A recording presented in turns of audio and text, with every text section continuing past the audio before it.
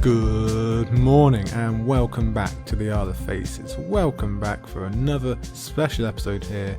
Of course, I am your jolly green giant, your jack of all glades, and I thank you for joining us once again. I'm sure, like me, you're very excited to get to this special episode all about the NBA play-in tournament starting tonight. Oh, no, wait, that's wrong, isn't it? No, we're not doing that. As much as I wish we could, we're going to have to stick with scraps and scrolls instead, which is its own fun. Maybe one day I'll persuade you all to let me just go on and on about the NBA and the playoffs at the beginning. Definitely where my excitement lies, but I quite like this chapter as well because we are going through, obviously, Arianne 2 today. We're keeping up with one of my favourite characters, and we have got plenty to discuss. So again, I say thank you for joining us. Always great to have you here. I am speaking to you from today actually it's decided to be quite hot and sunny. The pollen is rising, it hasn't caught me yet. You might hear some sniffles in future episodes, but so far I'm safe. Perhaps we're escaping the spring showers. Maybe I've just cursed myself for saying that, but fingers crossed. You would think it'd be me moaning about the weather the most, because I do have to go on the long old dog walks. No, Princess Zelda, she's the one who hates the rain. She's the one who doesn't want to go out. Spoiled little pup that she is. But yes, down to business. Like I said today, Scraps and Scrolls, we're continuing with our Winds of Winter preview chapters. We're continuing with Arianne specifically. She has 2 chapters, which is super news for us. We will get to that, of course. But before doing so, just to catch you up with where we are, don't forget, I'm going to remind you just once again that last week, or I guess 2 weeks ago now, me and Emily of the Eyrie, were lucky enough to guest upon History of Westeros and their live stream for Arianne 1. I remind you of that because a lot of the stuff we discussed with Aziz and Ashaya there did bleed into kind of what we'll cover today. We obviously had a lot of overall Arianne talk and what we thought Arianne might face in the future, and some of that will link in with our notes from today, so you might want to check that out if you haven't already. Thank you if you have, that's always so much appreciated. That was a great time had by all. And I'm sure, as many of you are already aware, of course, History of Westeros continued with their Arianne coverage. This past weekend, they dove into Arianne 2 with good friend of the podcast, Scad from Davos Fingers, our alumnus here, along with at Monaro Unlimited, or Monaro Geek TV, you might know from YouTube. I'm sure more than a few of you are aware of their work as well, and I'm going to guess the majority of you have caught that already, but just in case you haven't, go over and have a look on History of Westeros. Now, in terms of what else is happening on the Isle, well, the second edition of the 100 Questions of Winter, that is in the can, that is all recorded for you. I think I did mention last week, that is questions 11 to 20 of our 100 questions. Obviously that's with Emily in attendance, so that should be with you later this week, maybe Thursday, maybe the weekend. It's a long old episode, this one's fairly long old episode, and we have a third as well, the Sporkle Spectacular, so you can see why we've got to space all these out and get them all edited and everything like that. I think you're going to like the second edition of the Questions podcast. We've got some doozies in there, we've got some really good discussions that we're looking forward to you hearing. We talk about as yet unseen locations, we talk about who's going to be the fan favourite, we talk some Sweet Robin, we talk some Tywin and Lisa and what he's up to. Loads and loads, of course, another 10 questions for you there. I know how much you all liked the first edition because you've told me and the numbers say so hopefully you'll agree on the second one as well. It was great fun, can't wait for you to get to that one. It will be with you soon, do not worry, with patrons first of course, but for the public not too long after. And as I said, that Sporkle Spectacular that we recorded a couple of weeks ago now with Emily, that was coming as well. After that will be Emily's interview only, and we'll be continuing with Scraps and Scrolls. To be honest, I could have chosen to put up the second questions first, but I think Scraps and Scrolls still has to take precedent. And again, we're syncing up as much as possible with History of Westeros, so that'll come now, obviously, you're listening to it. But questions 11 to 20, not too far behind. Keep sending in your questions, keep sending in your answers, keep sending in your feedback and your comments and all that kind of stuff, because me and Emily, we both love it for you to do that. Now, one more thing before we get going, you know what it is. It's thank you time, of course, to our wonderful patrons who always lead the charge in being so nice and sending that feedback, whether it is comments on Patreon, whether it is personal messages to me, whether it is on Twitter or anywhere else. You are all so wonderful at just being supported and lovely and generous, of course. So, to that vein, let me thank Gardener Queen, Lomas Knight Rider, Survivor of the Yeen Sleepover, Grizzly M, Glenn T, Aegon the Sixth, Lord Commander Namian Darklin, KM, and of course Archmaester June, Healer of the Lesser Poxes. Thank you one and all, and to all patrons and to all listeners, of course. Okay, I think that's everything we need to get to. Let's talk about the woman we've all gathered here on the Isle to discuss. It is Arianne, yet again, Arianne to the Winds of Winter. Well, today what we're really going to see in this chapter is the taking of all that theory-based stuff from Arianne 1 and we're going to move it into the practical. There it was just thoughts, now it's actually going to happen. In Arianne 1, wonderful as it was, we didn't get many events. The main thing that happened plot-wise was Arianne leaving Sunspear, which happened right at the beginning. That will not be the case today. Arianne 2 will have a lot more going on. There will be a lot more active plot points. Arianne deliberated and discussed and wondered about so much in her first chapter. Well, that will continue today, of course, because that choice and what she's going to do is still taking up 100% of her mental attention right now, but we'll be mixing it with the expectations and the rumours now getting thrown in there with the actual reality. She'll come face to face with what she's been talking about. We'll take another huge step on the merging of the Dornish and Central Targaryen storyline. We discussed just how important that was so much last week. There is more to come after this chapter, of course. We assume King's Landing and Cersei will also eventually merge into the Dragon Stream. Obviously, that's going to be an even bigger deal than the Dornish storyline, but this is still big stuff right here. This is still our opening door into one of the main focuses of the Winds of Winter. And not to repeat myself, but the coming of the dragons, Aegon now, maybe Dany later, it just doesn't get much bigger than that. It is everything to everyone below the neck. It's going to affect the whole world, like you can't avoid it. Above the neck, they've got their own huge storylines going on, but we're taking our first steps into major main stage stuff, not just for Winds, remember, but for the series in general. We're here, we're at the top level. And I suppose it's stuff like that that makes you realise how much is actually going to be in this book. We separate it up week by week. I think it's easy to forget, but just think how much actually has to fit into this one edition. You'll recall when we were talking about how huge all the Battle of Meereen stuff will be. Well, that was only like a couple of chapters. That seems ages ago already. Then we've got all this stuff with the dragons. We've not even gotten to the north yet. And that's all at the beginning. That's all we know right from the first, 10th of the book.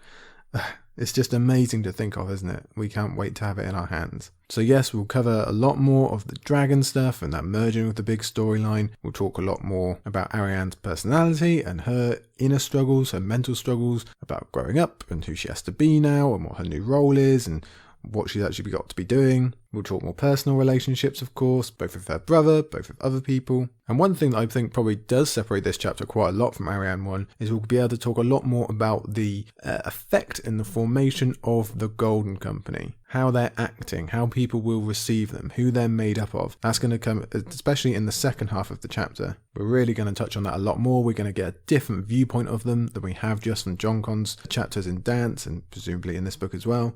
I think that would be the real separator between Arianne 1 and 2. Looking forward to getting to that. But also, one of the biggest points of this chapter, in my opinion, is that we return to the Stormlands. In fact, we come to a brand new area of that realm in the Rainwood, which is very, very exciting for geography nerds like me. Now, yes, you will remember this is something I've brought up many times before, my lamenting of how little Stormlands we've actually gotten in the past few books. I won't repeat it all for you here. I think I probably did that enough when Jon Con Aegon took us back for the first time in 3 whole books, and I've done it in the Castles book as well, but I love that we are returning here. Perhaps we get a Jon Con chapter between Arianne 1 and 2, and this spiel is better placed there, but for our purposes right now, this is our first step back into what looks to be a kingdom that will finally get its due in the Winds of Winter. I hear everyone calling for Casterly Rock or asking if we'll see Highgarden, and I say whoa, slow your roll there, my friend. Storm's End is still first in line. I will try to avoid going on my rant, and this actually does kind of cross over into the second edition of the 100 Questions of Winter, just to give you a little preview of that. And yes, it is in Jon Con's chapters, yes, it is in the Castles book, but I can't resist. Just remember, we've never actually been in Storm's End, which still blows my mind, even now. I'm well aware of this fact, I go on about it all the time, and it still does make sense to me. We've seen it from afar, we've been under it, but that's all. Of the Stormlands themselves, we've really seen next to nothing. We got the briefest of glimpses from Catelyn and in Davos's chapters back in Clash. Then we saw Griffin's Roost in Dance, to be fair, but that was it. And I just think we deserve more for such a key, central place in the world of our story. It is the birthplace of some of our biggest characters in Barristan, Brienne, Davos. Okay, he's from King's Landing, but he's adopted the Stormlands of his home, to say nothing of the Baratheons. Fairly big characters, I think you'll agree. I've gone on so much about how important both Storm's End and the Stormlands were in the first act of the series, those first 3 books, but since then, or even since Clash really, it's been basically abandoned. We never got our full fill. Well, luckily, I'm here to tell you that Winds looks to end that crime. We've got our theories on finally being introduced to Storm's End properly, or at the very least a major battle happening there. We've been talking about it in the past few weeks about potentially meeting some Stormlander souls that we've hardly seen or haven't met before, and there could yet be further landings in this area as well. And it's all going to begin here in Arianne 2 as we enter the Rainwood and Cape Wrath. We see this beautiful sounding area that makes up one of the 3 geographical subsections that the Stormlands features. And yes, okay, if you really want to hear more about that, you can look at the Castles book, because I do spend quite a lot of time talking about those 3 sections and how the Stormlands makes up its own mini economy, etc, etc. I won't go on about it now, but it absolutely sounds like my kind of place. I personally would really like to explore the Rainwood. It sounds like a Skyrim place by its description. We'll come back to that later. And it's also a major site of ancient Westerosi history. Consider that this forest once extended all the way up to the Kingswood and likely beyond. Half of it was burned in the Dornish Wars, for example. This is far from the full feature we're getting here. It was one of the homes of the Children of the Forest, which we will cover later on as well. It's one of the bedrocks of how this world was formed. And you know, if you've been listening for a while, that I love this stuff. So it's really cool to be able to explore it a little bit. For a bit more of a present angle, consider we are entering the lands technically owned by one Sir Davos Seaworth. You could say that's under contention right now, if you want to be fair, but Davos is still Lord of the Rainwood. Considering how close we are with Davos and how a major part of his arc, especially early on, is his relationship with being a lord, with owning lands, being a member of that nobility and not feeling like one, well, it means it's pretty key to think about right here. We are walking on Davos's land today. We've never done that before, of course. Not that it really affects anything, given where Davos is right now, what's going on with Stannis, but it does also get us thinking about the other Seaworths, the ones who've spent the entire series waiting at home and not much else. They're not going to turn up today, unfortunately, but they might do in the future. They'll certainly enter our mindset. I could go on and on about this place all day, but I should probably get to the actual text first, shouldn't I? Suffice to say, it will be very satisfying to physically tread the Stormlands, to bring it back to the importance on the national stage. We're going to meet some of its characters, we're going to meet some more of the Golden Company, like I said, and we will see how Arianne's going to react to being in what is the near opposite of her world, the place she's spent her entire life so far. This is definitely not Dorne. It is very different, and as I say, we're going to get to that in the text. Before we actually start the chapter properly, let me give you some stats. This chapter is 5,906 words long by my count. That is a little bit longer than Arianne 1, and it's actually the second longest Arianne chapter ever. I went back and checked, and I actually forgot that the Princess in the Tower, well, that was far longer than I recalled. It's up about 8,000 words, so we're nowhere near that, but we are about 1,000 words longer than last week. And consider how much we had to cover back in that amazing chapter last week. Ooh, well, I could have gone even longer than I did, I think you'll know. So there's going to be plenty to cover today. Now, just as a quick reminder, just if you need it, Arianne has left Sunspear, she's now left Dorne, and is aboard the Peregrine, headed for the Stormlands. We met Daemon last week, we met Elia last week, we spoke bunches and bunches about the huge decision awaiting Arianne, and the themes that weave into that choice: Targaryens, war, what's happened to Quentyn, what to think of Daenerys. They will all make a return today. In fact, we're going to get quite a lot of progression on those.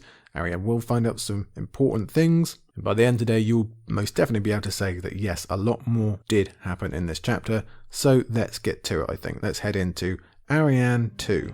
So first things first to notice, we're sticking with the name title again.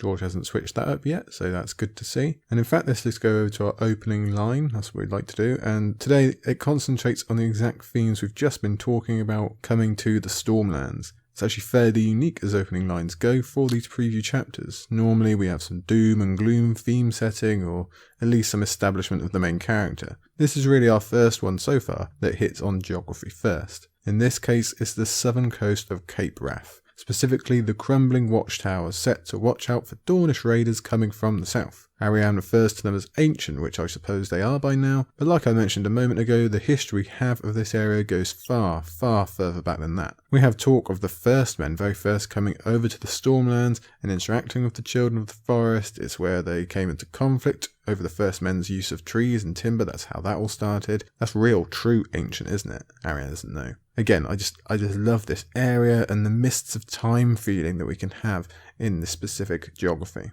I mentioned this last week and several previous times as well, but this is yet another new place. We will have more new characters. George is just never going to stop giving us that, even if it is the winding down of the series. So I'm just going to remind you of that fact once more. New places, new people, That's just going to keep going through winds, I think. Perhaps we can find some thematics in this first picture. There are structures to warn or even ward off the Dornish. They signify that Dornish people, they're not welcome here, or they weren't at one point at least. They signify that this is a new, very different world. There's a literal marker here. A different world that Arianne is now obviously walking straight into. She's officially no longer on home turf. She's somewhere different where a warm welcome is far from guaranteed. Now is where her mission truly begins. It's been easy so far. That was like the loading screen. Now we're actually in it deep.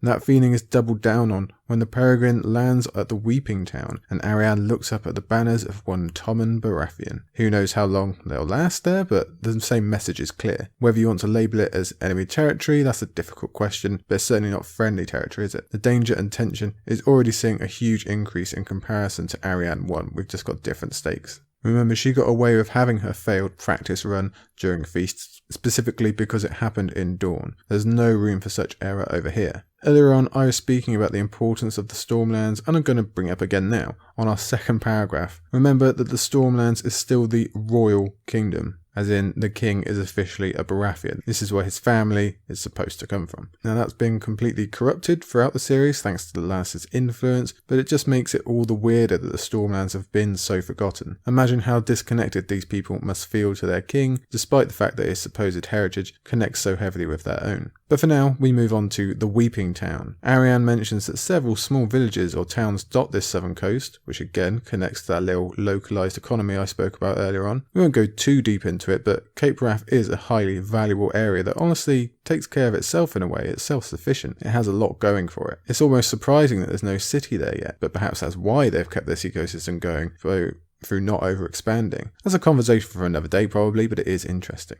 For our purposes, we do have the Weeping Town. Perhaps the Stormlands' busiest port, at least it is on this southern coast, and it's probably a good candidate if a city were ever to grow. Quite famously amongst the fandom, it is ruled by House Whitehead. The name of the town derives from the tale that Arianne herself supplies. The young dragon, Daemon the First Targaryen, the guy that Jon Snow used to have a poster of on his wall, was brought here after he died, his corpse staying for 3 whole days. The town and its people apparently wept their hearts out at this event, hence the name. And let's not forget the manner of the young dragon's death.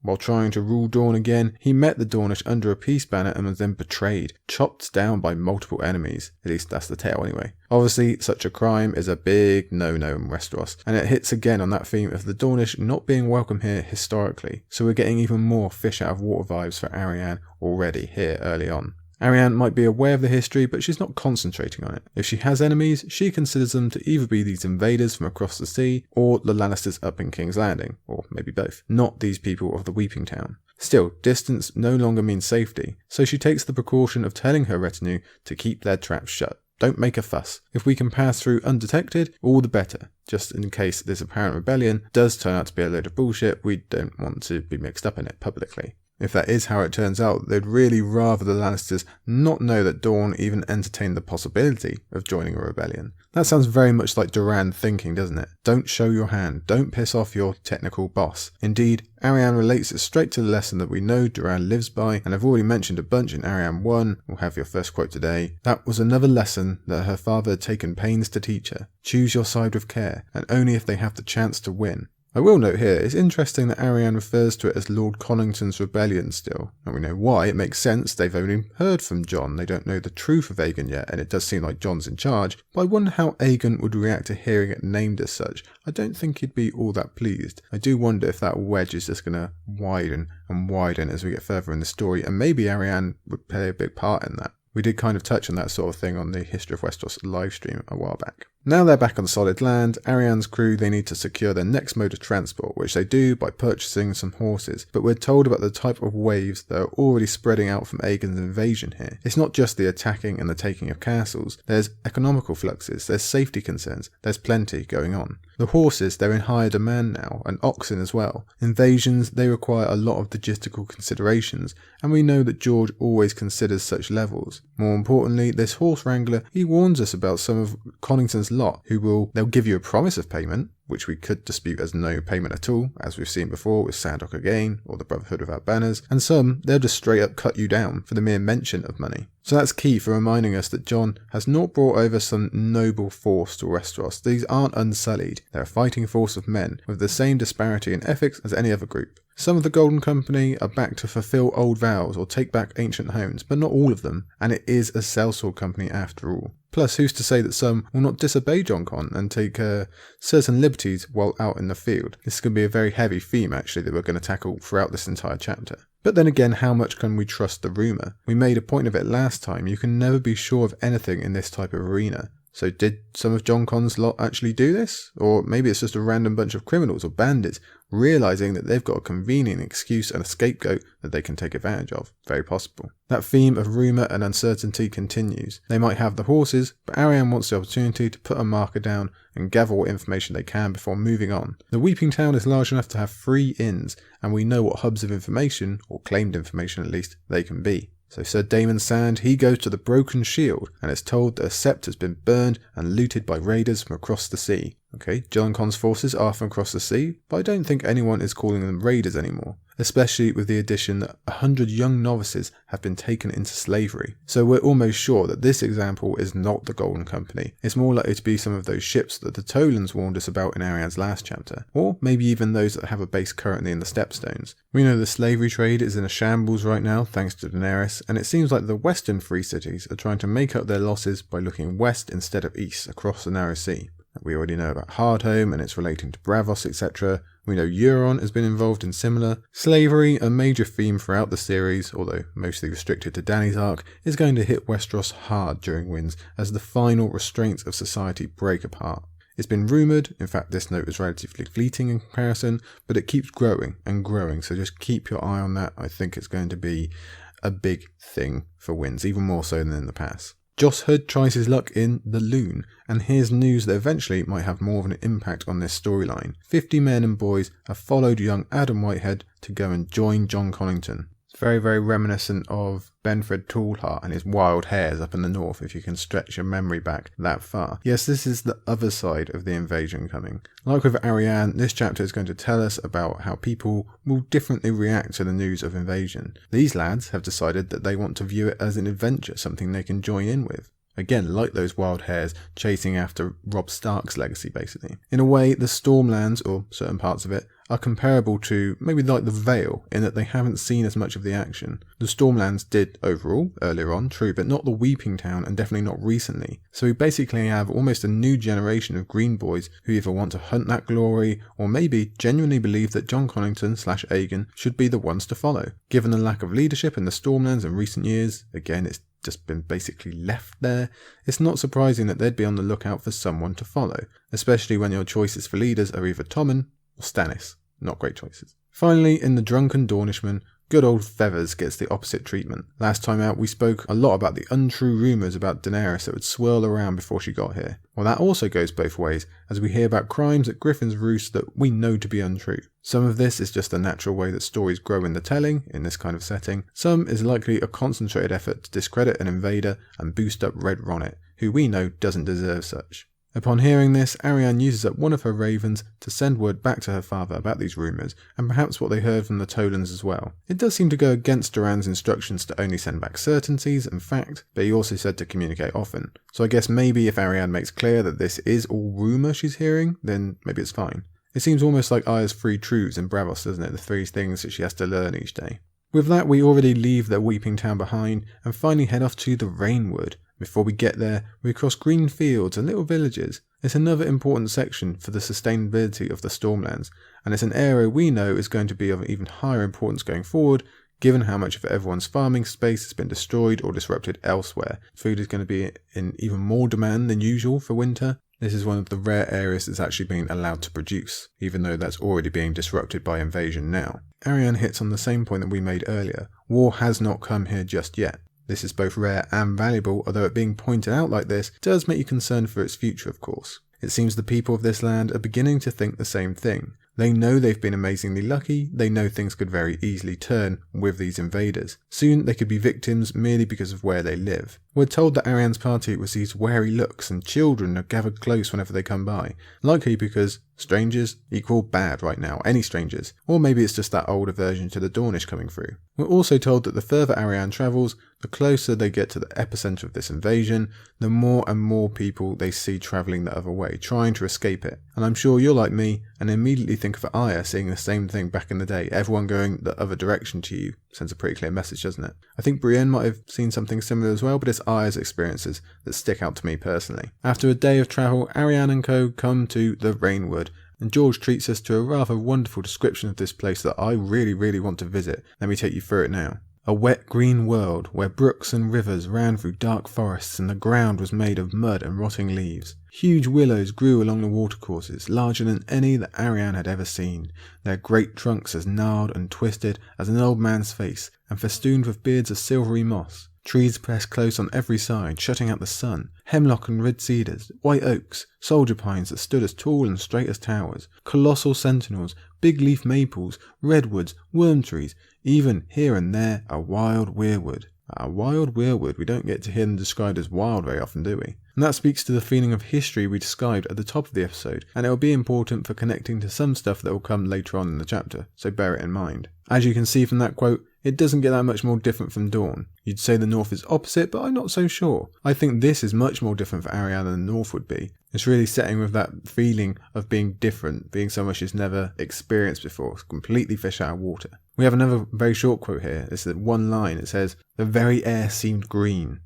I just adore that line. It's not surprising considering that I'm talking to you from the Other Faces, but what a description. This seems wondrous to me, this place where the very air seems green. The Rainwood is quickly becoming one of my favourite places for its descriptions alone. I think it keeps up that theme of the ancient, of how things are supposed to be naturally, and you know how much I tend to buy into that kind of stuff. We now have an extended paragraph that I find oddly funny. Really, it's just Arianne remembering an argument between Doran and a Septon on the weather on either side of the Sea of Dawn, which sounds like the driest possible conversation on earth, but I quite like it. It's an opportunity for George to quickly slip in some legend and history of the Stormlands in terms of Doran God's grief and his interaction with the sea god and the goddess of the wind. It's borrowing from the story of Storm's End, which we are kind of heading towards. Doran obviously takes a more scientific approach of moisture being picked up from the sea and then deposited on Great Wrath. Doran never managed to persuade the Septon of this, but it does show off his level of intelligence. Arianne has the time for remembering such thoughts, because while beautiful, the Rainwood is not easy to traverse. No true road has been built for it, which I'm happy to hear about, yeah, keep out. And that leaves the party to take what they can, even if it includes riding over rocks, or down cluttered ravines, or having to avoid bogs. And of course, all around them comes down the rain. Dawn, this most certainly is not. This is Stormlands weather. The rain still fell, soft and steady.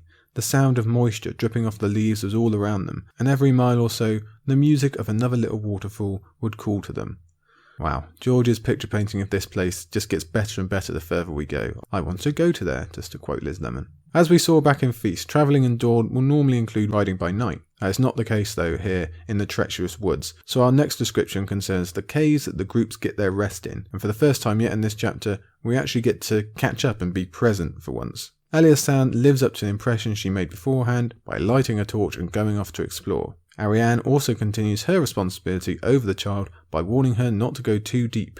These caves go farther than you would think. Knowing as we do that these caves once, or perhaps still are, inhabited by the children of the forest, I'm going to bet that yeah, they really do go even further, even deeper down than Arianne thinks. I don't think we'd be seeing a repeat of Bloodraven's cave in terms of the creepy stuff inside, but in terms of structure and size, why not? This is one of the ancient places of the world. This is true history.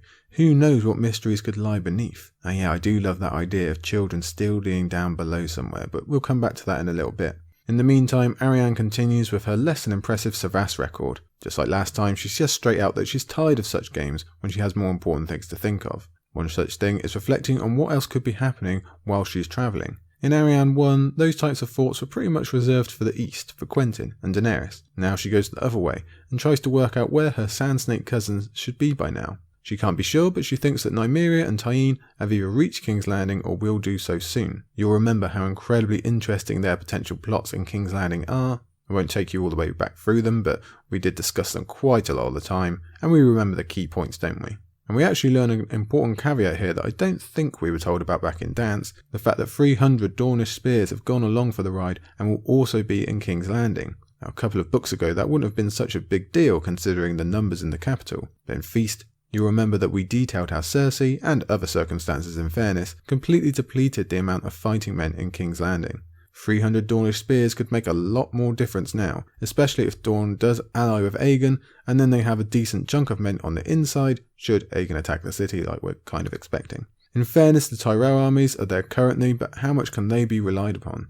Friends in the Reach recall. Maybe there's going to be even more friendlies inside the wall. And some will be gone by the time Aegon marches on King's Landing anyway. Don't forget, they are being sent down to Storm's End. Nymeria is the only one going up there publicly, so the spearmen will be attached to her, but it's possible that Tyene will have access to them as well, should she need it. When we went through the many possibilities of the Sand Snakes in King's Landing back in Dance, we spoke about either Nymeria or Tyene being a soldier on the inside for Aegon/Arianne, whoever. Well, that's going to become all the more dangerous if they do have those 300 spears inside, ready to attack the depleted defenders on their weak side or open up the gate or whatever it might be. That could really swing an entire battle. And that's just with the two of them. Now they actually have a fighting force as well. It fits in with what we were saying last time about the Dornish creeping out from their borders, playing on the big stage. They're finally going to come out of their southern, well-bordered and separate kingdom. This could just be the advance force, these 300. If everyone from Dorne remains on the same page, then we could also have those two waiting armies doing the tricksy thing as well. They can say, yeah, we're going to come and help defend against Aegon and the Golden Company, and then they could actually do the opposite. They could go back on their word and betray. George has reminded us of the untrustworthiness, if you really want to call it that, of the Dornish earlier on in the chapter with that reference to the young dragon, so there's just some seed setting going on here. The Lannister pre-planned trap that was discussed back in Feast and Dance, if it still went ahead, I don't think it's clear if Cersei got all that sorted before her imprisonment, would have also failed because Balon Swan wouldn't be with them now anyway to catch his glimpse of Tyrion, and their main target of Trystane would have been missing as well. He's still at Sunspear, nice and safe, and perhaps soon enough Alderaan will have left. However, it's ever important to remember that Myrcella has gone. She is with Nymeria's band travelling north to King's Landing. So she's another aspect to soon join the thousands of other aspects that will be in the Wind's King's Landing storyline. We're all definitely looking forward to seeing where she fits in, and to be honest, Cersei meeting her daughter again is probably a pretty major potential or likely reunion that we've not given its due consideration in the past. That would be beyond major for Cersei's character and would have a really large effect on the King's Landing plot, I think. But that's as far as Arianne gets before her thoughts spring back to the east and to the eldest of her brothers. Just like in Arianne 1, the Quentyn Question dominates all. It's pretty much a straight repeat from the last chapter, to be honest. Wondering where he is, why he's not with Jon Con Aegon, if he was successful in marrying Daenerys. Most telling is that she again thinks of King Quentyn as being silly. And that's the second time she's used such as a description. Arianne cannot take him seriously as such, which we could see as maybe being disrespectful, we could label it as being unfair given our own time of Quentyn, but we could definitely see it as being problematic if Quentyn were to return on Dany's arm. That doesn't make for a good working relationship, does it? If the future ruler of Dorne thinks that her boss, the consort of the ruler of all Westeros, is silly. And she doubles down on why Daenerys could surely never want Quentyn as well. He's too dull, he's not dashing, he's not wicked. Essentially, he's not Daario. We can see how closely Arianne's thoughts mirror Barristan's here. And while some are on point and fair, like with Barristan, some of them are startling generalisations that don't account for Dany's actual personality at all. At least Arianne has the excuse of never having met Daenerys, unlike Barristan, but still, it's not cool. And her overconfidence makes a reappearance here as well. Like her brother before her, Arianne is convinced of Dorne's worth being apparently treasured above all. She thinks, she'll want Dorne though. If she hopes to sit the Iron Throne, she must have Sunspear. Arianne, all the Martells treat that as fact, but is it? If Dany were to come over with all three dragons, her Unsullied, her sellswords, her Freeman, her Dothraki, and that's before the others that she doesn't even know about yet, does she need Dorne? It would make for an easier path, sure. I don't think she'd turn down the option if she could get it, but need? Does she need it? I think this might be the inflated ego of a prince and princess of Dorne talking here, overestimating their own value. Again, they are valuable, they're not wrong, and Barry would agree, but they aren't the only option. So the idea that Dany will simply do whatever she's asked in order to gain them is just foolish. It's not considering all the angles, the fact that there will be other suitors as well, that Dany will have her own thing going on, that she's a thinking, real, fully formed person. Last time we did mention that Arianne, and many others, view Daenerys as this 2D shape that will just do as she's told or jump at the first chance of Westeros she gets, or can essentially be told or persuaded to do anything, and we know how far away that is from the truth. That's always been the case, even more so now probably. So Arianne goes through other possibilities. Maybe it is Daenerys who's come, and this Aegon thing is just an attempt to keep her secret. How would Arianne react if that is the case? And note, she doesn't think in terms of what that means for allying with Dorne, she thinks about having to kneel to her brother. So for all the protesting that Arianne did in her last chapter about her feelings for Quentyn or how her role for Dorne was top priority, we see that the sibling relationship / rivalry still very much lives on. It's not resolved, it's not an immaturity of the past, it's still in the present. It still matters what position they both end up in and who has to pay homage to who. So Arianne's personal growth, while going very well, is still not complete. This kind of thing is still dominating her mind, and I must say that Nina had some brilliant notes about this in that History of Westeros live stream. If you haven't listened, I'd go back and search for that now because, well, those thoughts, that was about Arianne 1, but they're being proven completely true here, that this still really affects Arianne in a myriad of ways and is a big part of her personality still.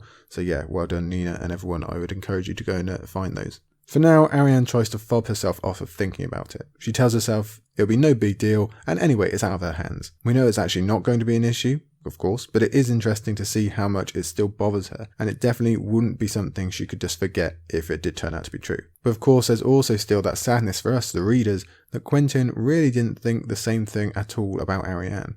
But she'll never know that, I suppose. And perhaps more worryingly, she includes this little barb at the end of her thoughts. I pray Daenerys treats him more gently than she did her own brother. So this is a remnant from the ending of Arianne 1, that little jab to annoy us. Clearly, Arianne has gone fully on board with that rumour. She's taking it as fact that Daenerys intentionally had Viserys killed and didn't do anything about it. We spoke a lot last time about the injustice of that, and how it was another preview of how Westeros in general will view Dany's coming. So we don't need to go over it again here, we covered that plenty last week, but George is keeping up the reminder for us, he's just shoring that theme up. It's only once Arianne does clear her thoughts of Quentyn and Dany, she realises that Elia has added Cave Explorer to a growing list of favourite adrenaline activities. She has not returned from her search of the cave's depths, and she hasn't gone out the front, so we get tension straight off, because we most likely zoom back to Ygritte's tales of Gendal's children up in the wall and how they got lost, or even the size and depth of the cave that Bran resides in. Now, this might not be any different again, remember, and we have to wonder if our fan favourite is going to have run into some very serious trouble. I mean, I don't know about you, but there's few things worse that I can imagine than getting lost underground. No, I don't want to think about that too closely. Shouting for Elia doesn't work as if it would, even if Elia could hear them, so Arianne organises a search party immediately. She is responsible for the go after all. Alaria's girl, and Elaria already fears the death of her children through war. She definitely doesn't need to lose one just to curiosity. And Elia is the half-sister of Arianne's much closer cousins, the older Sand Snakes. But beyond that, how can Arianne decide the fate of a nation if she can't keep a teenager safe? Besides, I think she quite likes her really. As we would obviously expect with this being Westeros, the first thing noted by these would-be rescuers is that the caves do indeed go much deeper than expected. Of course they do. Have these guys not heard of George? What did they expect? They go deep and they go complicated in the form of twisting, snaking passageways leading to 100 different possibilities, all of them with black holes on either side. It's the easiest place in the world to get lost and one of the most scary, especially in my opinion. We always love that idea of what can lie undiscovered down beneath the earth, especially with that hint of the Children of the Forest. It's another reason I love this area of Westeros so much, because there's the potential to find out loads about what is waiting here down in the dark beneath the surface, these remnants of the original world. So yes, I do find this passage very exciting in terms of what could be found. What they come to first is a gigantic cavern, larger than your average man-made hall. Aside from some bats, it remains quite empty, with 3 more passages leading off of it. One is very, very small, perhaps suited more for a child, hint hint, than an adult or a human. They leave that one, and they split up to try the others, which is always a good precursor to something bad happening, isn't it? Garibald and Joss, they take one, Daemon and Arianne, another. Interesting pairings, isn't it? This is a search party right now, I know, but we've still got to wonder if we might see a Jon Ygritte impression at some point. Remember what they got up to down deep in the caves. But not right now. The search remains, and the deeper they go. Deep quickly as well, down steep passages, rough and tough and even wet underfoot. It's not easy going at all, and then all of a sudden they come out into another, even more majestic cave, 5 times the size of the last one, and it is surrounded by a forest of stone columns. So the interest meter shoots way up. We always like to make comparisons to a Skyrim or a Legend of Zelda feel on this podcast. Well, it doesn't get much more bloody Skyrim than this, does it? Ancient civilizations and secrets deep down beneath the earth. My blood is definitely going now. This is my kind of chapter, especially when Daemon lifts his torch and looks around. Look how the stone's been shaped, he said. Those columns, and the wall there, see them? Faces, said Arianne. So many sad eyes staring. This place belonged to the children of the forest. Yes, my kind of thing, absolutely my kind of thing. I love learning about the children in general, and let's face it, I don't think any of us would have put money on them turning up in an Arianne chapter of all places. A Dornish character, remember. That's supposed to be like the opposite of what we associate with the children, all the way up there above the wall. This arc was supposed to be about the politics of Westeros and the coming of dragons, not the ancient, mostly northern associated children, which makes me love the inclusion all the more. It's a reminder that before all your political games and conquests, long before dragons were a thing, all of this was the children's. They stretched from the north all the way down here. They covered the continent. Westeros is theirs. They are how it's meant to be. They are in tune with the land. You are all strangers. Plus, we get to learn a little more. We learn that they didn't just carve faces into trees, but into stone as well, apparently. This was a practice done from the very beginning, all across the continent, not just the north. Of course, the other option is that these stone columns are actually ancient trees or roots that have been turned to stone by age. We can never rule out anything in this area, to be honest. We just don't know.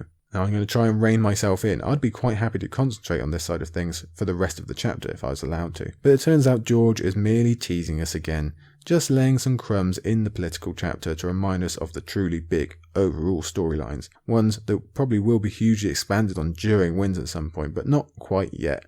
For now, we must wait. Oh, George, why do you tease? Please just let me keep going on about it. So for now, we do, unfortunately, have to leave the children behind, much to my chagrin.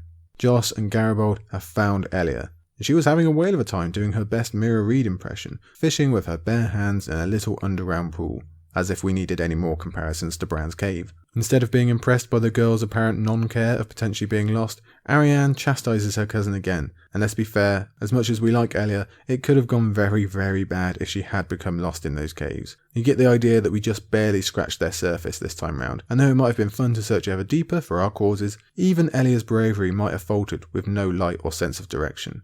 Although she did catch 2 fish, to give her credit. And oh yeah, the walls echo the word died over and over. Definite Bran cave vibes. Outside the cave, Arianne continues her role as the elder, as the leader of the group. She does what she probably wishes someone had done a bit more of her in years past, by trying to get through to Elia that this is not a game. This is the most serious of missions. They don't have the safety net of being in Dorne like Arianne did. There are only 7 of them, and only 3 of those are fighters. They're going ever further into an invasion zone with the biggest of decisions awaiting them. There's no room for distractions or for Arianne to be worrying about what Elia is up to. It costs them enough now. Later, when they're actually in the company of Jon Con or Aegon, it could really cost them. Much to our dismay, Arianne commands that there's to be no more Lady Lance persona until they are back in Sunspear.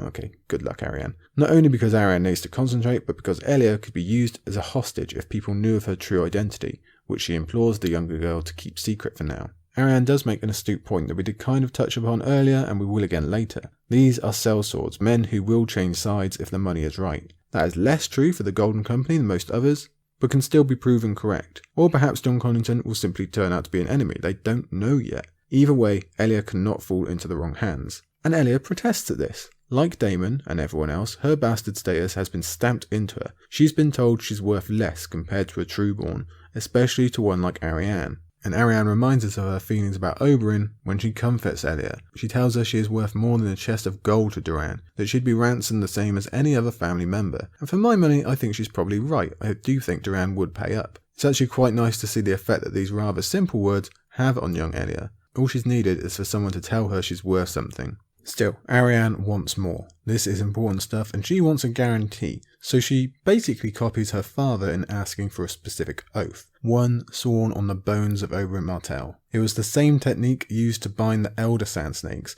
Durant asked for an oath on Oberyn's grave. Arianne says bones. It's pretty much the same thing. Now we can question whether those Elder Three will actually stick to their words. We've debated that quite a bit in the past. But Durant and Arianne were certainly convinced that they would at the time. And so it is again with Arianne here, as Elia swears. The love for her late father is simply too strong. At least that's how Arianne sees it.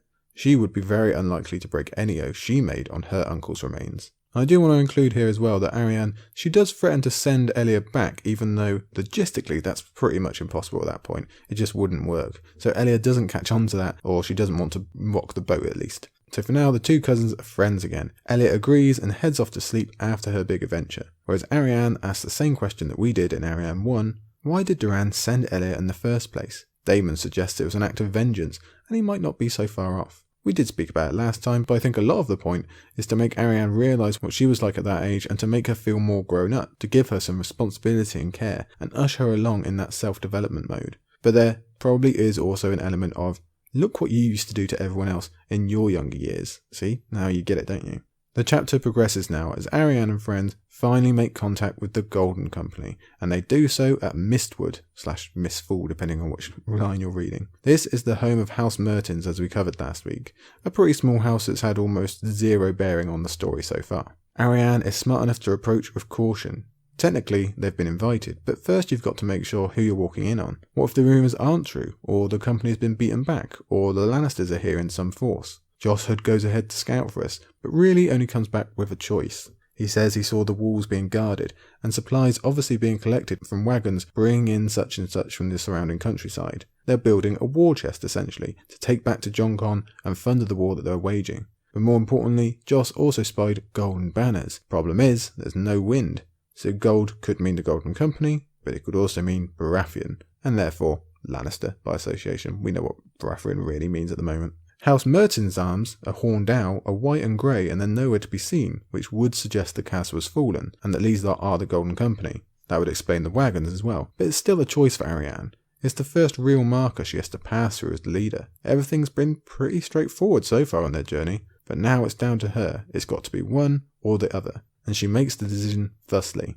We must take the risk, she told her party. Her father's caution had served Dorne well. She had come to accept that, but this was a time for her uncle's boldness. On to the castle. Yes, Oberyn is very much on her mind at the moment, and it's interesting to see how she's going to use his influence as well as her father's. She wants to make her own mark here, and though she and Durant might be on the same team now, that doesn't mean she buys into 100% of his techniques when she still has her own. So the party approaches, although not with their banners up. Arianne wants caution in that as well. After being stopped by 3 guards on the way in, they are taken to the 2 sergeants in charge, young Jon Mudd and Cheyne. And these are 2 that we've not specifically met yet during Jon Con's interactions back in Dance, although he does spy a Mudd when first meeting the Golden Company, so perhaps that was young Jon. But for the sake of argument, they're new to us. And they are pretty useful for getting across what the Golden Company is all about. Old names and backstories forged into something entirely different but mixed with current circumstances. As we'll come to cover in a moment, each of them have family histories that extend back into the stories of Westeros, as is supposed to be the deal with most of the company. The Mudds, as we know, were ancient kings up in the Riverlands. They ruled from Old Stones. They claimed to have ruled for 1,000 years. Rob and Catelyn informed us of some of their glorious backstory back in Storm, and all of that has been distilled, apparently, into young Jon Mudd, who isn't young, doesn't have a real or courtly bone about him, and is so rough around the edges that Arianne can scarcely believe he's even a knight.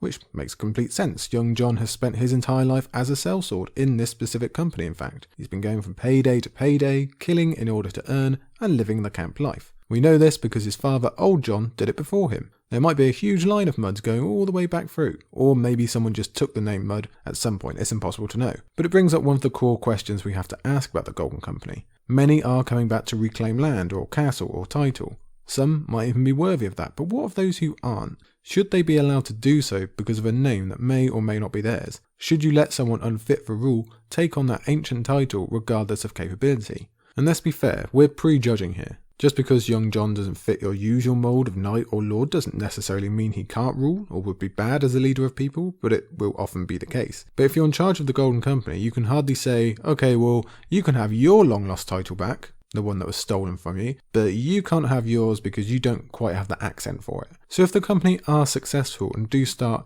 repaying their debts, so to speak, we could see a real flux of the ruling class and who gets to be a member. I think this might be a bigger storyline than we might originally think, actually. If Aegon does win the throne, if everything goes the Golden Company's way and they get to start being given all these things, it's going to have a real effect, and not everyone's going to be happy about it, of course. Not just the people getting chucked out of their castle or having their title taken back or whatever, but just the nobility in general, that ruling class. It is going to be a big upset, really will upset the equilibrium, as if Aegon's coming isn't going to do that enough. But let's move on to the second member we're meeting here, Chain. So named because of the massive chain he uses as a weapon. He's going to claim some similar backstory in a moment. His ancestor apparently fought on the Redgrass field for Daemon Blackfire, so you can see why he's all in as well. But he presents much the same type of image and personality as young Jon. As we'll see now over the following pages, they back up what we've been saying on the Golden Company in this chapter. Not everyone is gold. They aren't all noble. They don't all look the part. They aren't always nice. So it's important, probably,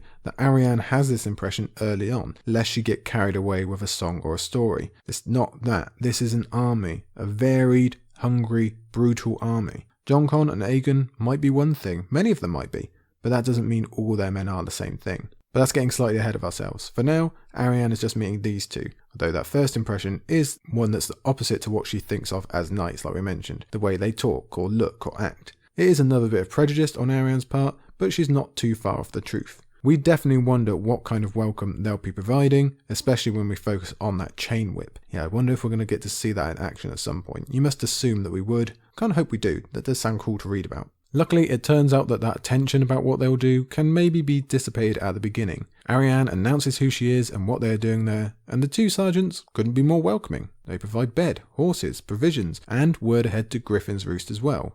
What more could a lady want? Well, this lady could want clues, which is what Arianne sniffs for when she asks if it's Jon Con she'll meet there at Griffin's Roost. Instead, she's told it's Haldon Halfmaester, which is cool. We like Haldon. We last saw him very much in his element in Griffin's Roost and being a very valuable part of this invasion. Once Arianne meets a character we actually know, it really will seem like these two storylines are merging, so it's exciting to see that name on the page for the first time. Now plainly, that was all young Jon intended to say. Maybe he does speak uncouthly, but he knows when information is important enough to protect. Chain? Not so much, as he lets slip that Jon Con, old Griff himself, is on the march. Aha! Very, very interesting, and an actual update on the invasion then. We haven't had any of those since Jon Con's final dance chapter, really. Did we get some in the epilogue? Yeah, we probably did, but not a lot. Now, we don't get any details just yet on where Jon is going or what the next step is, though I'd bet the majority of us have some pretty strong ideas. But merely the activity is exciting enough, just knowing he's doing something, that they are on the move, the story is progressing. Yeah, that's pretty good. They're going to be moving on to a next stage that we're very likely going to see or be a part of. And that's the stuff we really want to hear, isn't it? That's the bit we want to be there for, present for. When young Jon tells Chain to be quiet, Chain doesn't see the point. He says Arianne represents Dorne, and Dorne is going to be their new teammate. So she can be told everything, can't she? Why not? And that perhaps gives us a clue that Chain might not be the best for a leadership position. Maybe. Arianne thinks to herself that nothing is decided, but merely the fact Chain says that gives away how much Dorne joining is a given thing. If the whole company knows about it, they're pretty confident. Clearly, they really are part of Jon Con's plan and the invite is genuine. That is very much important to know. So the scene is already solidifying for Arianne, the decision is already rushing towards her. For now, she plays it slow. It seems she's found the leaky tap, but she can wait to get a bit more out of him. That can be done later. For now, it's just good to get that confirmation of Jon's intentions. And hey, also, it might be valuable just to know. It might provide a bargaining position if they really do want Dorne that badly. In the meantime, there is to be a feast. When Chain and young Jon took Mistwood, they placed its current ruler, Lady Mertens, into captivity. So up we go to the Tower of the Owls, which is a cool name, and Arianne finds that Lady Mertens is actually quite the character. She's taken a rest in captivity very well. She's even labelled as cheerful. And she tells us that the men of the castle, her sons and grandsons, went off when Renly called his banners, and they've never been back since. Just consider how long ago that seems in this story. Renly, I mean,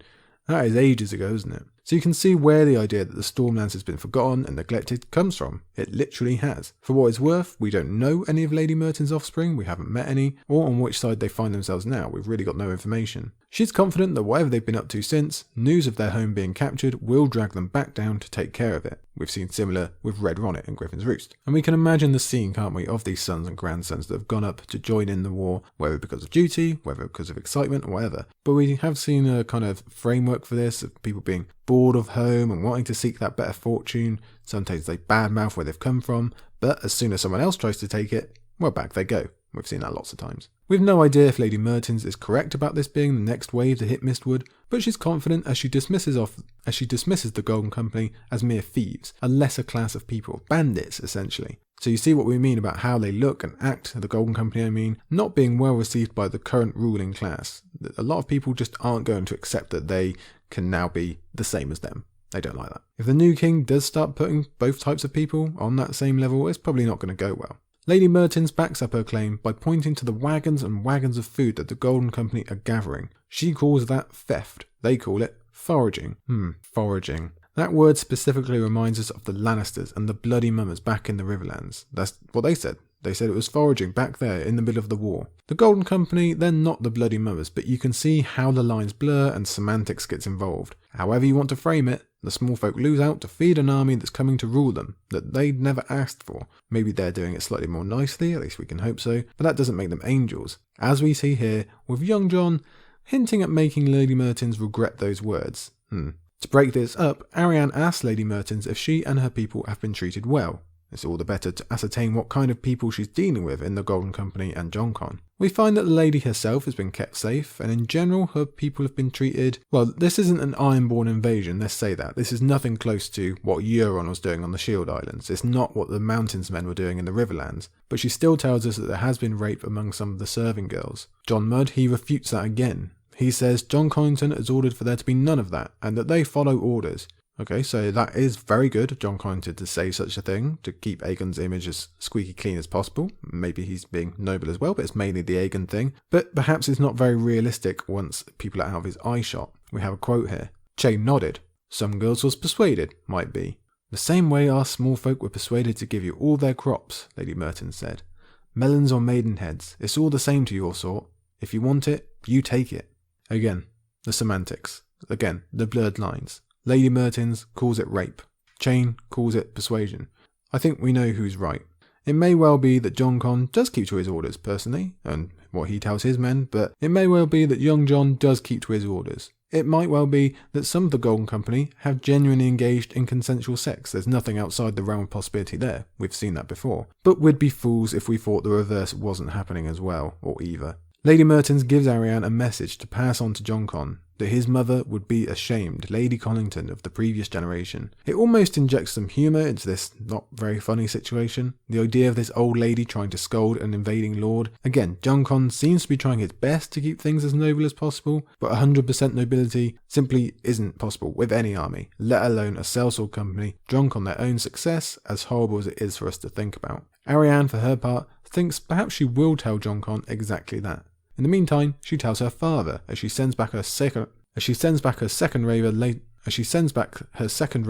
that night. This one full of much more interesting information than the first, we're sure. And next up in the chapter, we get something completely out of left field, as Arianne, again later that night, is returning from sending off that raven, and she walks in on Elia Sand kissing Feathers in a window seat. Now, you wouldn't think it from a man named Feathers, would you? And he backs up that image, in fact, by immediately jumping up and stammering and basically acting a lot more maesterish. Yes, the oath lines are being blurred here, there and everywhere in this chapter, aren't they? We've actually got to wonder, has this happened before in the narrative? A maester breaking his role and getting involved with whether the people he serves or their guests or anything like that? Has it come up? I can't remember. Maybe you can. Do tell me if I'm wrong. But you figure it probably has been going on some level, probably everywhere with the younger maesters of the world, and we're just not aware of it. Definitely do let me know if I've forgotten, because you'd think that would be fairly important if it has. Either way, Feathers is very quickly dismissed, with Arianne thankful that she stepped in before it went any further, and she then turns to scolding Elia so quickly after thinking she'd just had the problem solved earlier on. It really is a lesson for Arianne in parenting, essentially. There's always something new. You can never quite keep up. She thought she'd reached an agreement with young Elia, but apparently not. So Arianne has to put on her boss hat again and lay down the law. The comparisons to her younger self are much stronger this time, as she notes that Elia is the same age now that Arianne was when she lost her virginity to Daemon. She really is supposed to be seeing herself in her cousin, I think. All the better to understand her father, most likely. To avoid being a hypocrite, she tells Elia she's free to do as she wishes back in Dorne, but not during the mission. Even that, even just a kiss with someone of your own party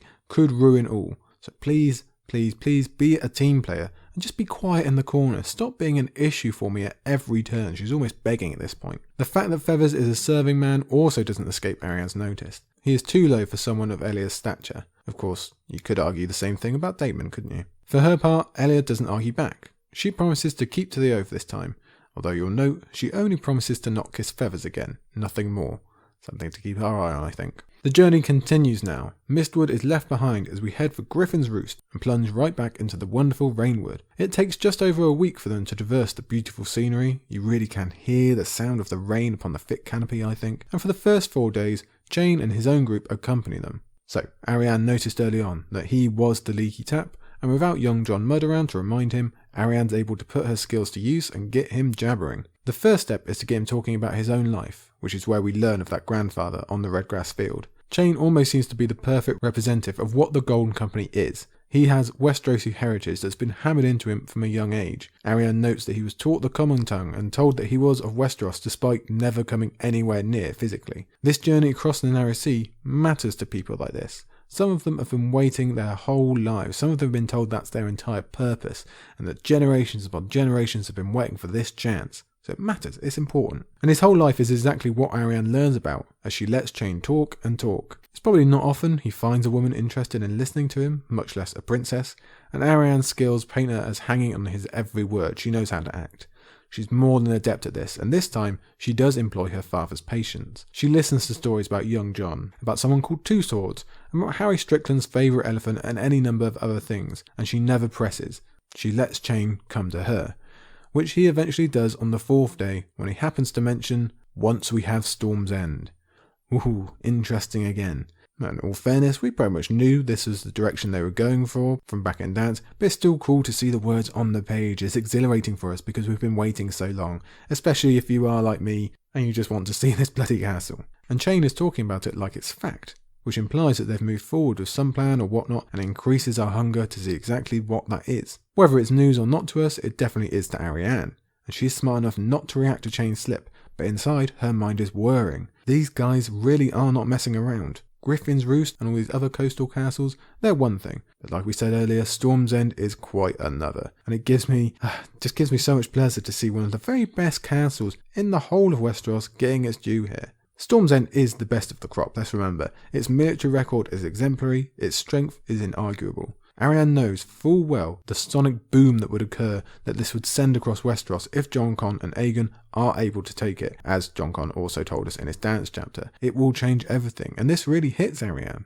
It really cements, oh yeah, they're, again, not messing around. This is no trivial thing. They really, really are going for it. And you'll all know that I do relish these next few paragraphs as Arianne goes through Storm's End's strength compared to other castles. In fact, she reminds us of a good many details about Storm's End. Super cool details that I love to revisit. Again, I will tell you to watch out for similar in the second episode of 100 Questions on the Winds of Winter, because this will come up. Storm's End does come up. I think it might even be the first question, so keep your ears out for that. For now, you see what I mean about this place finally being brought back to everyone's attention. It was forgotten, it was not given its due, but now everyone cares. Now everyone is thinking about how strong and important it is, and that's before it's even been taken. This is the stuff I'm talking about. After so long, events in this part of the world will swirl around Storm's End once again, as they have before. And you know what? I'm not even going to resist. I'm going to give you the quote from Arianne about Storm's End here at length because, well, we haven't had the opportunity much, have we, in Scraps and Scrolls, so let's take our chance right now. The seat of House Baratheon for 3 centuries, of the ancient Storm Kings for thousands of years before that. Storm's End was said by some to be impregnable. Arianne had heard men argue about which was the strongest castle in the realm. Some said Casterly Rock, some the Eyrie of the Arryns, some Winterfell in the frozen north, but Storm's End was always mentioned too.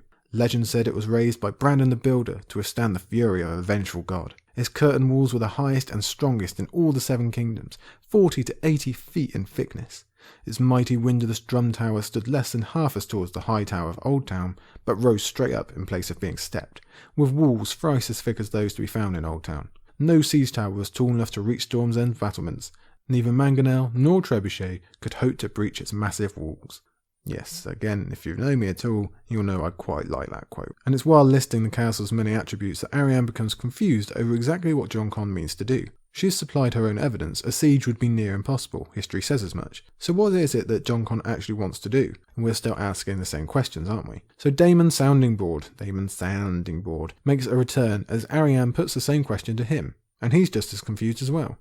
Jon Con will have his hands full fighting Lannisters and Tyrells soon enough. Why attack Stannis of all people? Because remember, Storm's End technically still owned by Stannis. Unless it's an ally he's looking for. But that wouldn't make sense if he wants Aegon to be king, because we all know that Stannis isn't going to back down, and even if he was, he's also in the least able position to help them at all. He's all the way up in the north, he's not going to do a thing. So it's Arianne that provides the true answer. Stannis himself isn't present in the mind of Jon Con whatsoever. It's Storm's End that will be the announcement. If Jon Con's forces should gain it by whatever means, well, it is the sonic boom that we mentioned a moment ago. Westeros will take note, and the enemies of the Lannisters, who are not in short supply, might begin to see that another route is available to them. They might find, hey, we've got another option. We know how quickly that kind of thinking can snowball, and so does Jon Con. Indeed, he's banking on it. Thus, Arianne sends her third and most important raven yet. Whoever they're doing this for, they are all in. It doesn't really get much bigger than that in terms of influencing Arianne and Doran's decision, does it? Well, maybe it does. We'll wait for the end of the chapter for that. After 4 days in the Rainwood, Arianne says goodbye to Chatty Jane and hello to Lysono Mar, sent down from Griffin's Roost with a column of soldiers to escort her back to the castle. Lysono we've met before back in Jon Con's first chapter in Dance. You might remember that he is the Golden Company's spy master. So Arianne is delving ever deeper into that inner circle as she progresses through this chapter. Like I said right at the beginning, we really do see a lot more of the Golden Company here. And let's also consider that the Golden Company, well, they're very much linked to Varys, aren't we? In a way, you could see it as like someone within Varys' like coaching tree or management tree. We don't know if there is actually a connection between them, but there could be. That's all I'm saying. Anyway, when Jon Con first met Lysono back in Dance, he nearly mistook him for a woman. But Arianne focuses on the fact that he looks Targaryen, again, with the Varys connection. He has the lilac eyes, he has the white hair, yet she also thinks that there's something unidentifiable that makes her skin cruel. So that's something else to keep an eye on there, because that doesn't really get expanded on here. I'm not really sure what that is. So just worth thinking about there. So Lysono, he's pretty much the dead opposite of young John Mudd and Chain in terms of how he acts. So again, Arianne is getting a good cross-section of all involved. This one is all manners and court pleasantries, as you'd expect given his role.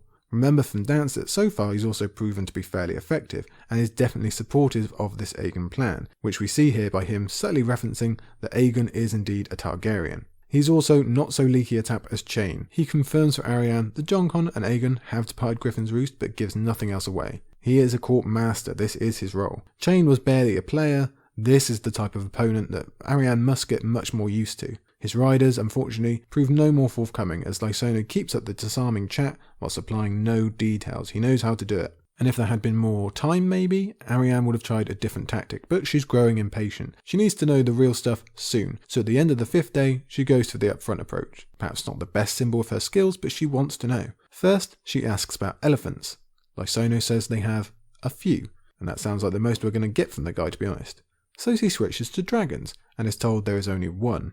Arianne claims that he means Aegon himself, but Lysono won't confirm. He'll know as much as anyone that the Dornish need to be won. Making them believe an actual dragon might be involved could be the way to do that. And Lysono laughs, he keeps it light, but Arianne sees that his eyes are cold. This isn't a joke. This dude is working. This is his job. Again, we'll say it again. So Arianne consents to playing the game a bit better than asking straight up questions. She does it using the metaphor of Savas, citing that dragons are needed for victory in that game. What she's really doing is asking Lysono Mar to sell their chances to her. Make your pitch. Why should I believe that you can actually do this? He starts off claiming that the Golden Company was founded by a dragon. Arianne says no, not good enough. That was half a dragon, and doesn't make you all descendants. You're still sellswords. Why should I believe in you? And sure, you're one of the best sellsword companies, but your track record in this kind of venture is pretty lacking. Whether it's Bittersteel, the Blackfires, or Meleys the Monstrous, you all failed. So what makes this time any different? Lysono, though, he will not be knocked from his perch. He cites persistence. He cites near misses. He won't give in to Arianne's attacks, but she keeps it up. When Lysono says, some of those defeats were near things, she replies, some were not, and those who die in near things are no less dead than those who die in routes. Prince Doran, my father, is a wise man, and fights only wars that he can win. That's a pretty good line, and we can see how much she's brought into that company view of Doran Martell. Again, she is essentially asking, why should we risk it? If you fail, as you always have before, you can run away, as you always have before. Dorne, however, will be left to face new enemies made all alone, so why bother? We're not getting involved in anything less than a sure thing.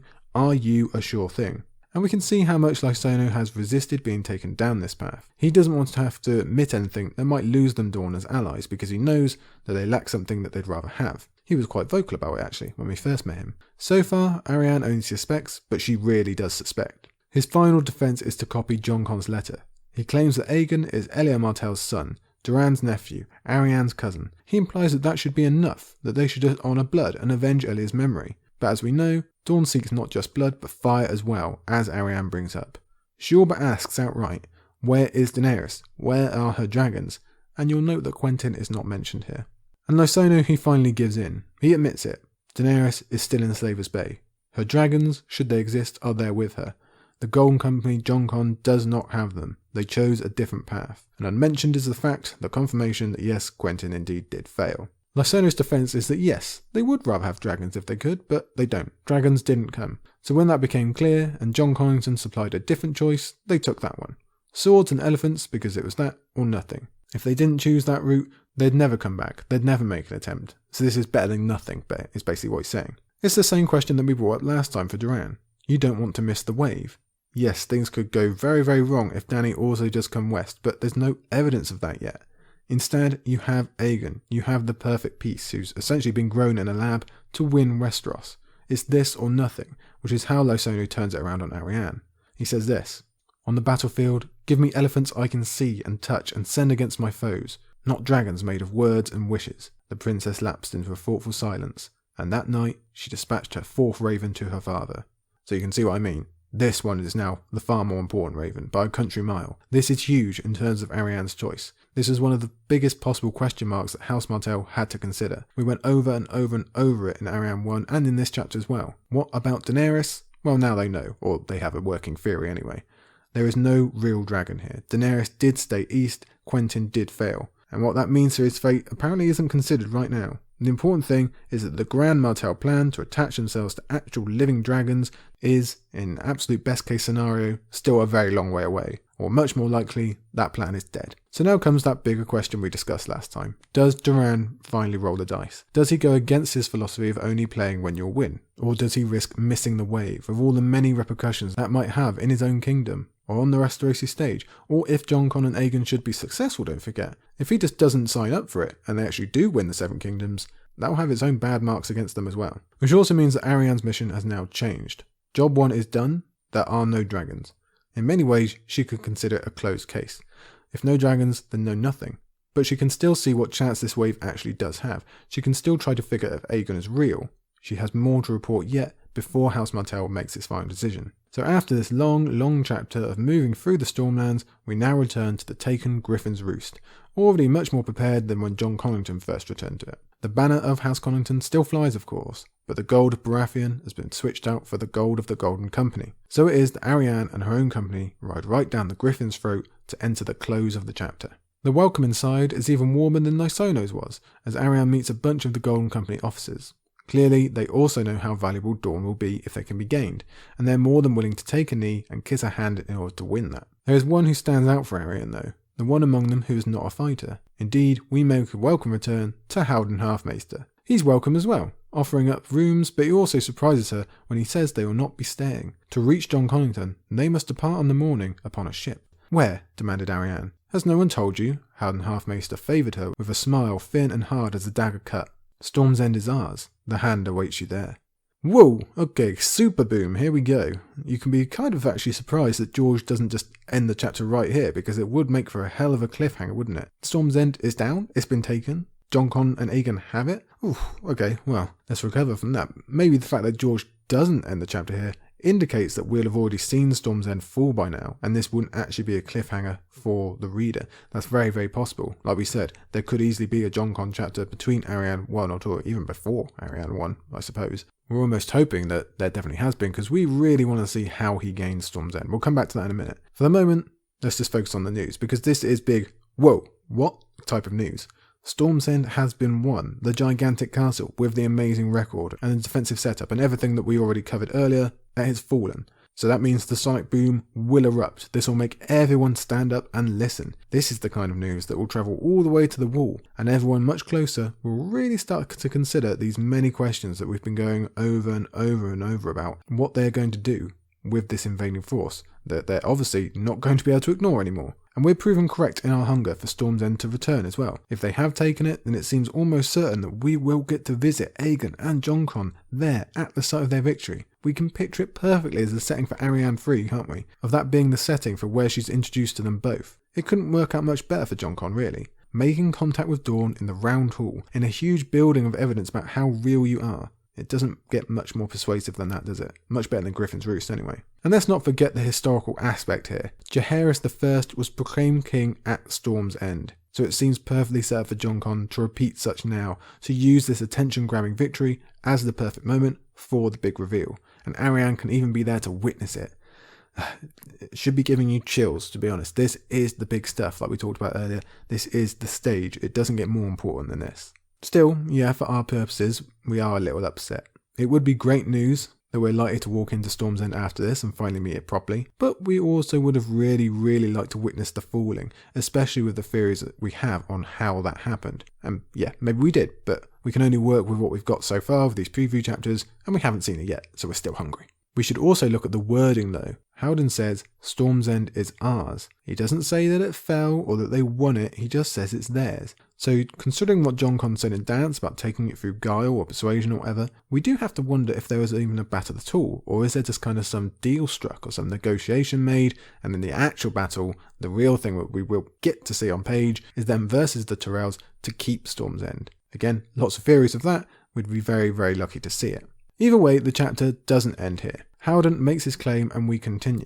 In the immediate, Daemon's not bothered about what happens to Storm's End, he's bothered about this idea of sailing across Shipbreaker Bay to get there. It's almost a reverse of the conversation between Doran and Balon Swan, where going by ship almost seems suspicious. Besides, Shipbreaker Bay is dangerous in the most peaceful of times, hence their name, but recently we've heard about a lot of different ships swirling around the Sea of Dawn, so it makes sense that the bay is going to be similarly busy. Haldon claims it's a matter of speed, and actually of safety as well. By land, it might take 3 days to deliver Arianne. By ship, only half a day. And that's a better option to keep Arianne safe, because he tells us that an army is descending upon Storm's End from King's Landing, and from the Dance epilogue, we know this to be the Tyrells. So there we go, we're a little more satisfied now. Even if we have skipped over the initial taking of Storm's End by whatever means it happened, we will still have a major battle to come, a much larger battle, to actually keep it from the Tyrells. And like I said, to be fair, that's where more of our theories reside anyway, as Haldon confirms for us that Aegon intends to actually not let there be a third siege at all, and he's going to ride out to defeat the Tyrells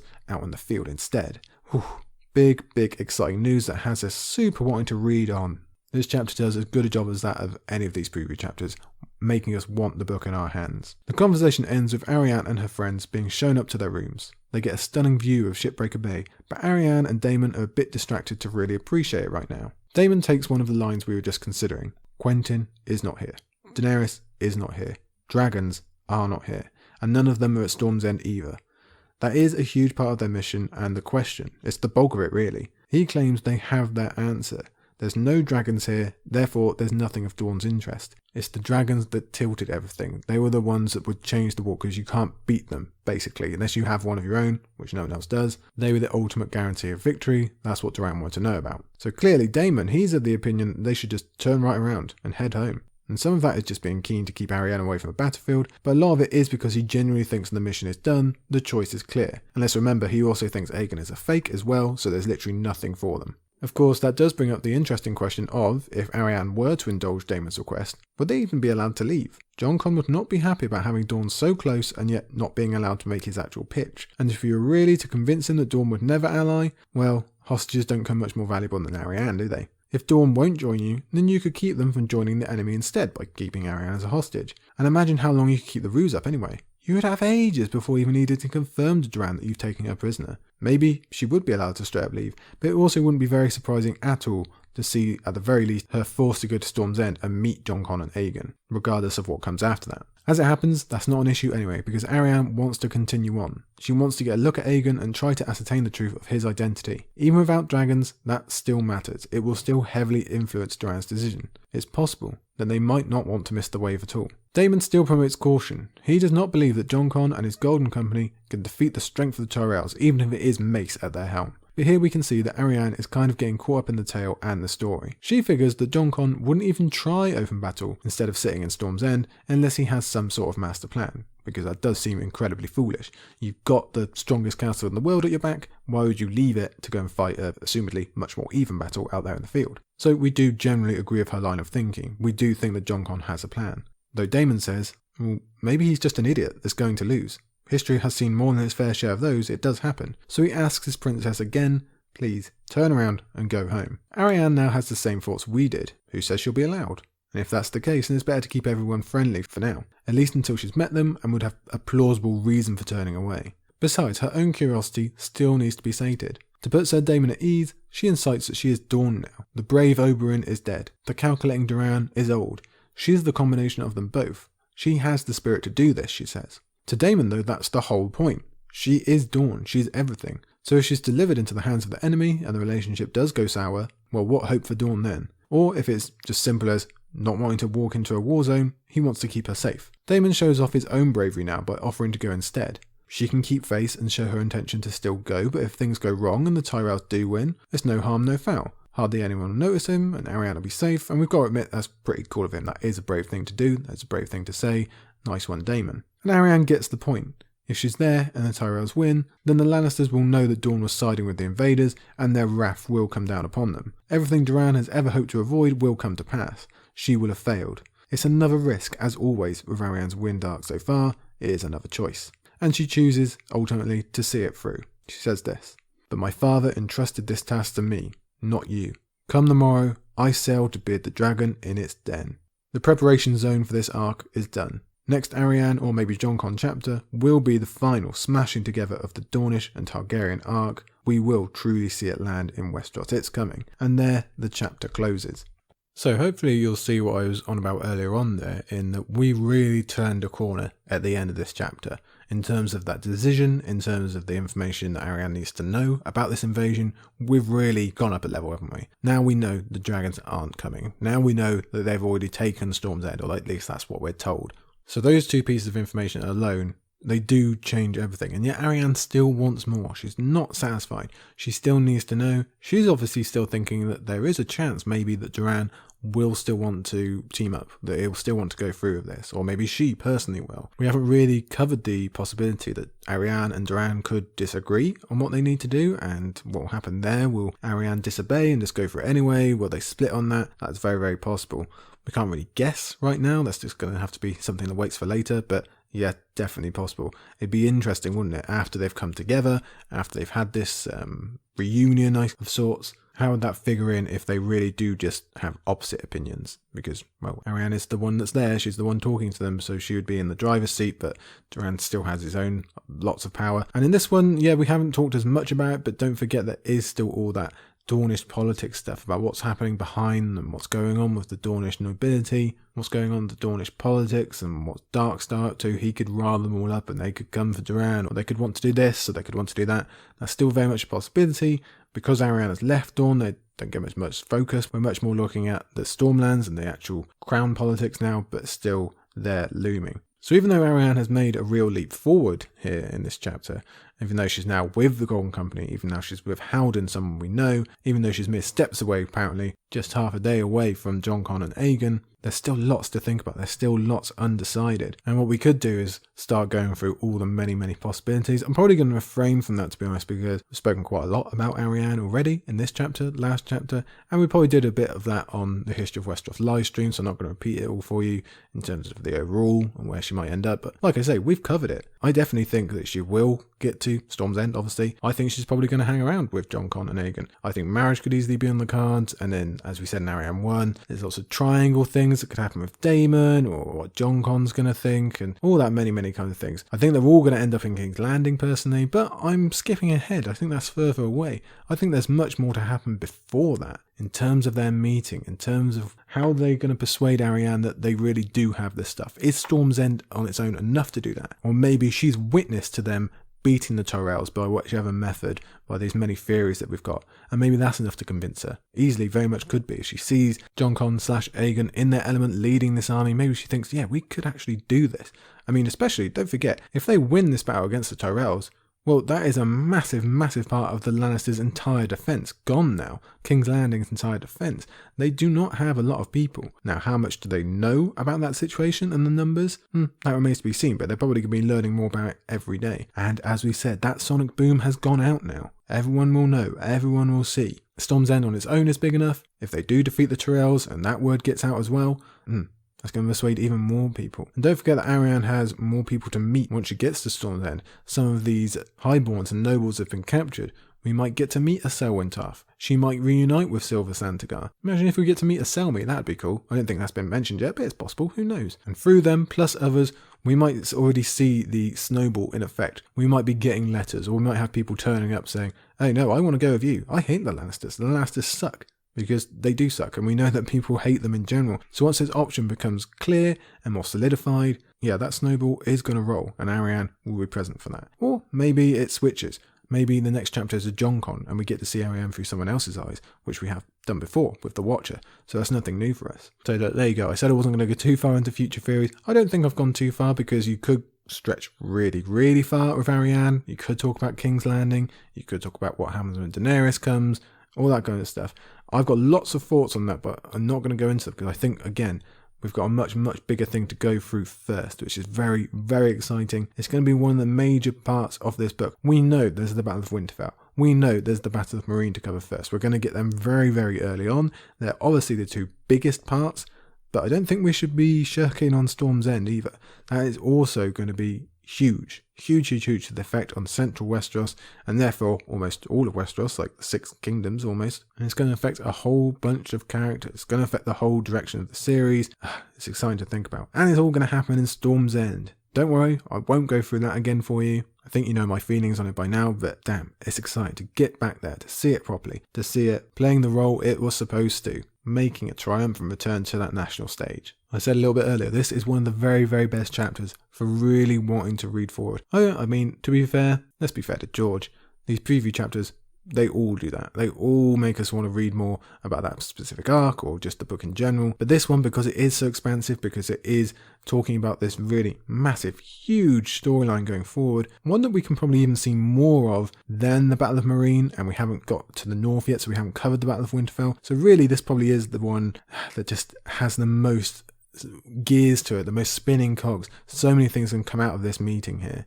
We can't even really begin to guess. To close, let me tell you just again about this chapter, about these two chapters. We're really, really lucky to get Arianne here. I'm so glad that this is how George has chosen to deliver this information, that George chose these for preview chapters, because they're great. They are two brilliant chapters. I've really, really enjoyed going through them. I wish we had a third, I really do. Arianne 3. Please, George, deliver it next week if you can, because I'd love to go through another one. Don't mistake me, I enjoy the others as well, but I think these are my favourites so far. And I would be hard pressed to choose between the two, if I'm honest with you. They're both superb about looking through Arianne as a person, that development that she's been on, looking back on the failed Queenmaker plot, owning up to her part in that, and thinking about how it affected other people, and now transferring that onto a much bigger stage. This is the playoffs, not the pre-season, like I said on the History of Westeros podcast. And she's stood up for it, and so far she's delivered. I think we must say that. She's played this properly. As she's met the Golden Company, we saw how she played Chains. She did a very, very good job doing the opposite against Lysona Mar. Now she's up against Haldon, which seems fine so far. Next time we're going to see her really put her skills to use against Jon Con and the Ultimate and Aegon, of course, and the most important meeting in her family's history for quite some time. On top of that, we have had this background cat, Sir Daemon Sand. I've really enjoyed getting to know him. He's got a lot of possibilities in the future. I've already told you that Elia Sand is one of my favourites. She continues to bug Arianne in a way. I think she's going to be of high importance going forward as well. Even Feathers makes a bit more of a name for himself in this chapter, which is quite funny. Over both chapters, we've had the questions of Daenerys, we've had the Quentyn question, which I'm surprised we don't touch on a bit more at the end of this chapter. The fact that, yeah, he has failed, that he's not here. We'll probably pick that up again in Arianne 3, to be honest, when that'll settle in a bit more, when it's really come through that, oh, here, he is not here. And I'm wondering how long it's going to take before she starts to think he's probably not coming back, maybe.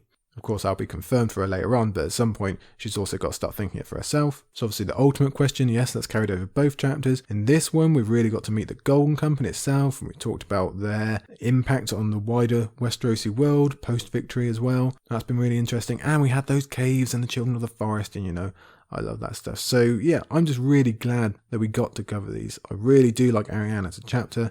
I love her personal development. I love her look on things. I like her skill. It's very, very exciting to think of all the many things she could do. She will decide, at least up to a point, the fate or the involvement of Dorne at least. She's going to have a real impact on all that happens to Westeros. She's going to go up against Jon Con. She's going to meet Aegon. I still think there's a marriage there. She could very, very easily be Queen of Westeros in a few chapters' time. That wouldn't surprise me at all. How long she'll stay as that, or how successful that'll be, who knows. And maybe she won't, but she is going to be there, I think. She's going to matter. And I'm really looking forward to seeing just how far she can take that, and again, seeing those skills put to use now, really on the biggest possible stage, and all that means. a lot to think about. I could go on and on and on. I guess I'll leave you right now. But yeah, I think like me, you probably like Arianne 1 and 2.